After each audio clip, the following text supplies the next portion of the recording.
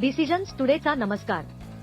भारत सरकारने 2/9/10/2024 रोजी आयुष्मान भारत प्रधानमंत्री जन आरोग्य योजनेचा विस्तार केला, ज्यामुळे सामाजिक-आर्थिक स्थितीची पर्वा न करता 70 वर्षे आणि त्याहून अधिक वयोगटातील सर्व ज्येष्ठ नागरिकांसाठी प्रतिवर्षी 5 लाख रुपयांपर्यंतचे मोफत उपचार उपलब्ध झाले.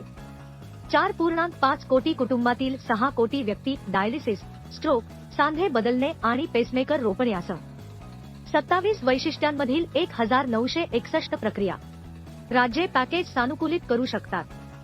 25/1/2024 पर्यंत ज्येष्ठ नागरिकांसाठी 14 लाख कार्ड जारी करण्यात आले.